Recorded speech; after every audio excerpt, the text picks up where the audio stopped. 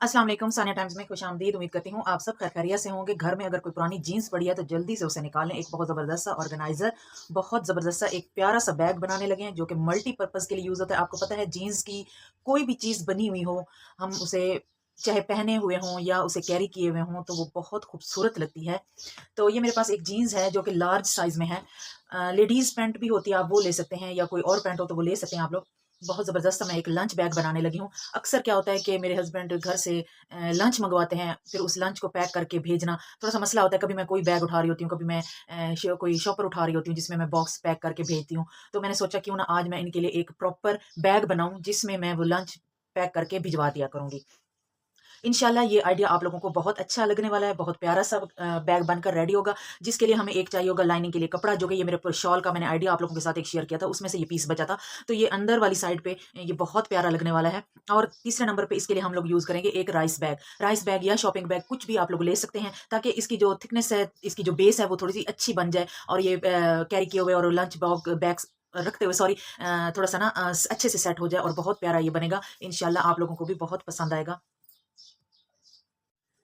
सबसे पहले हम कर लेंगे जीन्स को यहाँ से सीधा ऐसे कटिंग, इसकी सीधी ऐसे कटिंग कर लेंगे यहाँ से।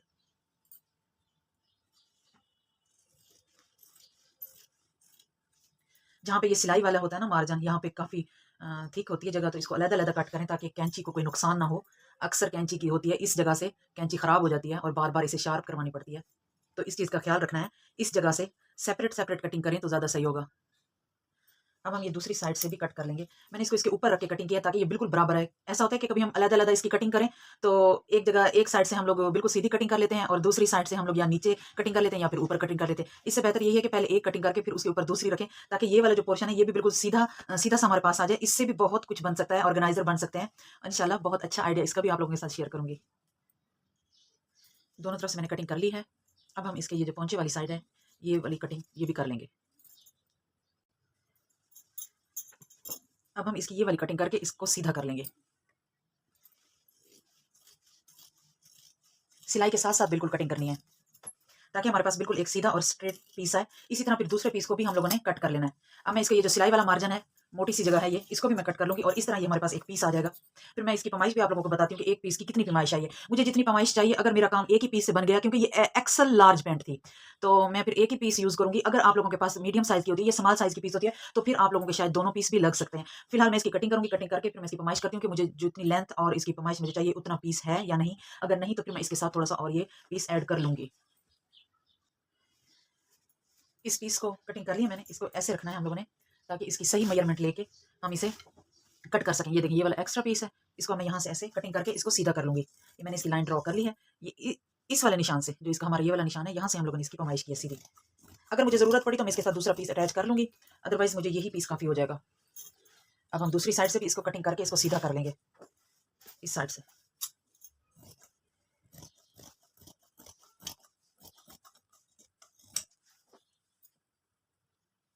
ये देखिए ये एक पीस कट हो गया बिल्कुल स्क्वायर शेप में। अब मैं करूँगी इसकी पैमाइश के मुझे जितनी इसकी लेंथ और विड्थ चाहिए उतना है कि नहीं। अगर ये बिल्कुल उतना है तो फिर मुझे दूसरा पीस अटैच करने की ज़रूरत नहीं है, नहीं तो फिर मैं इसके साथ दूसरा पीस अटैच कर लूँगी। इसके साथ मैं दूसरा पीस अटैच करूँगी क्योंकि इसकी लेंथ और कम पड़ रही है। दोनों पीस मैंने कट कर लिए हैं। अब हम क्या करेंगे, इनको जोड़ लगाएँगे यहाँ से सिलाई लगा के। इसके ऊपर फिर इस तरह हम कवर सिलाई भी लगा देंगे।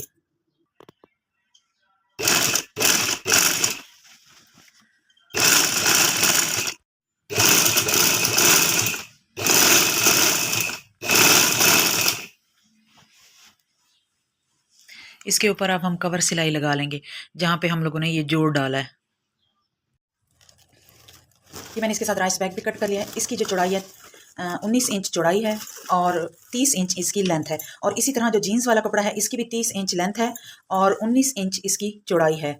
और ये जो लाइनिंग के लिए कपड़ा लिया है ये भी सेम पैमाइश का है। अब हम क्या करेंगे कि सबसे पहले जो मेन फैब्रिक है इसको लेंगे और इसके ऊपर हम लोग यहाँ पे सेंटर मार्क करेंगे। सेंटर मार्क करेंगे, छोटा सा कट लगा लें या इस तरह किसी भी कलर के साथ निशान लगा लें बीचों बीच। अब हमने क्या करना है, यहाँ पे 2-2 इंच के फासले पे, 3-3 इंच के, 2.5-2.5 इंच के फासले पे कर लें, 3 इंच के फासले पे कर लें। यहाँ पे हम लोगों ने स्ट्रैप अटैच करनी है। मैं स्ट्रैप अटैच करके आप लोगों को ये देखिए मैंने स्ट्रैप अटैच कर ली है। ये ऐसे। अब हमने क्या करना है कि इसको ऐसे सीधा फोल्ड करना है और इसके चारों कॉर्नर्स पे 2.5 इंच के हम लोगों ने निशान लगा लेना है।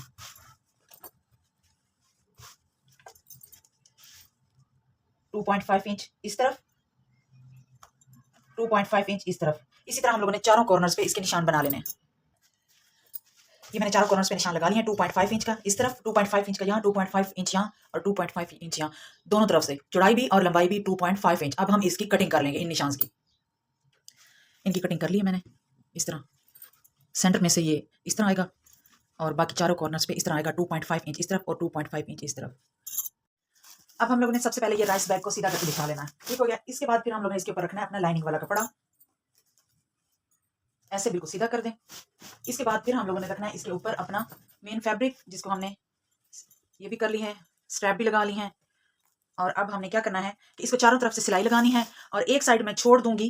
पहले पिनअप कर लेते हैं, पिनअप करने के बाद सिलाई लगाएंगे और एक साइड से छोड़ देंगे ताकि इसको हम लोग अच्छे से सीधा कर सकें। मैंने इसे चारों तरफ से पिनअप कर लिया ताकि ये स्लिप ना हो और सेंटर में भी एक पिन लगा ली है क्योंकि ये जो राइस बैग है ये थोड़ा सा स्लिपी होता है। अब मैं क्या करूंगी, इसके चारों तरफ हम लोगों ने बराबर से सिलाई लगा लेनी है। ये जगह मैं छोड़ दूंगी ताकि मैं इसको फोल्ड करके सीधा कर सकूं। तो सिलाई लगा के मैं आप लोगों को फिर दिखाती हूँ कि ये किस तरह सिलाई हुई है। मैंने इसकी चारों तरफ सिलाई लगा ली है। अब हम इसकी पिन्स निकाल लेंगे और जितना एक्स्ट्रा कपड़ा है इसका उसी शेप में हम लोग कटिंग इसकी कर लेंगे।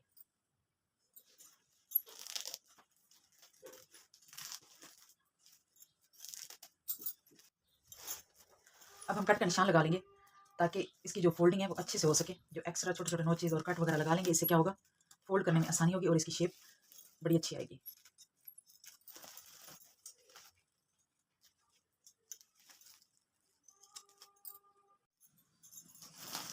अब हम इसे कर लेंगे सीधा ताकि हम इसकी बाकी की जो सिलाई है वो कम।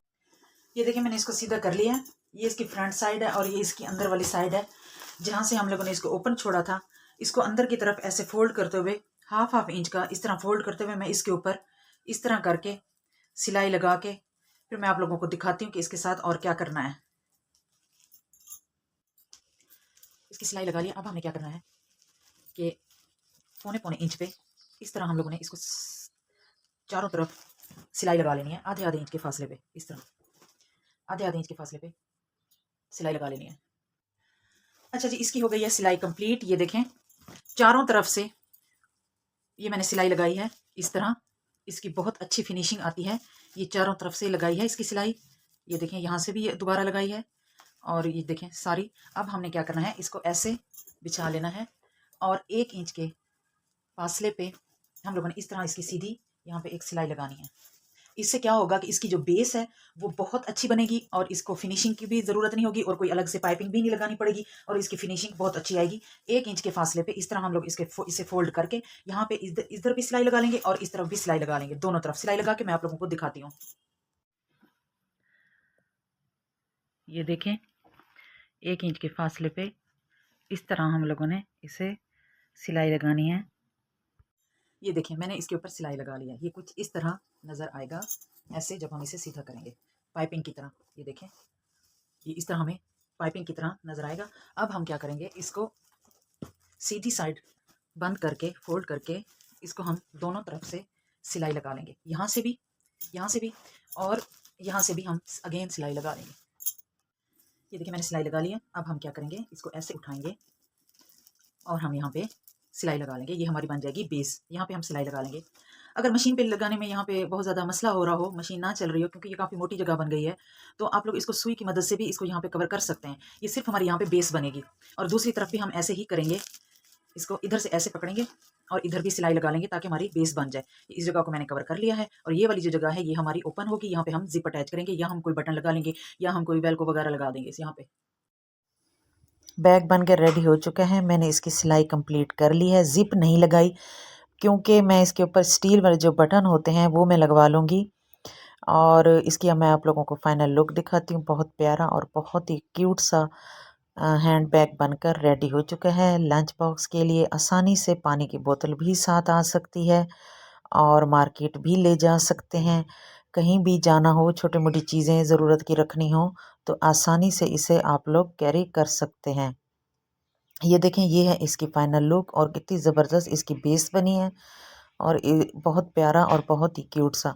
अगर आपको मेरी वीडियो अच्छी लगी है तो प्लीज़ चैनल को सब्सक्राइब कर दें, वीडियो को लाइक कर दें और कमेंट बॉक्स में बता दें। अगर चैनल पर नए आए हैं तो सब्सक्राइब लाजमी कर दीजिएगा। अपने फैमिली के साथ, दोस्तों के साथ ऐसे आइडियाज़ को लाजमी शेयर किया करें। हो सकता है कि किसी के काम आ जाए। अपना और अपने फैमिली मेम्बर्स का ख्याल रखें, दुआओं में याद रखें। अल्लाह हाफ़िज़।